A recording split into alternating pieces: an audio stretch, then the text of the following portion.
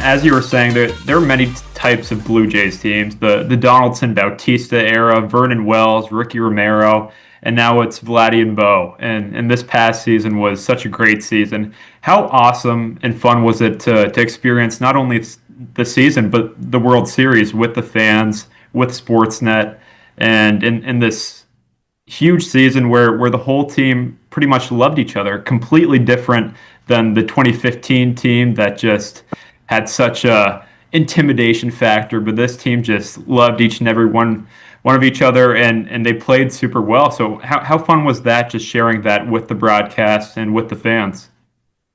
The joy for me was seeing the happiness at the stadium, seeing the happiness on social media, seeing people who wouldn't normally talk about Blue Jays baseball talk about Blue Jays baseball, seeing people that were completely captivated by what was happening.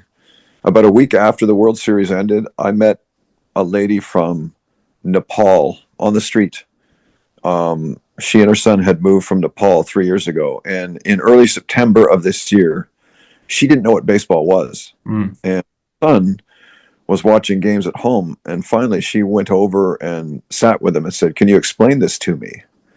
And he said, "Sure." And they watched a game for a while, and she got hooked, and she told me that she never missed a game from that point on. Wow. And now she knows everything there is to know about Bo Bichette and Vladimir Guerrero Jr. and Ernie Clement and Treya Savage, and she's never going to miss a baseball game. Again, she is a lifetime fan, and this is a woman who, in this case, 4 months ago, had no idea what baseball was. So I think what this team did, it appeased all of the people that get Blue Jays baseball and understand the love of following a team like this, whether they're a winner or a loser. And the ratings show this.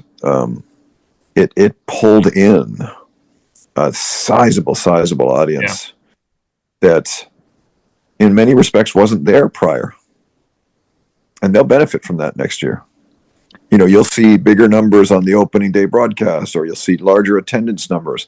I know people who are organizing ticket purchases now for fear that tickets will be tough to get in April, and that's quite something.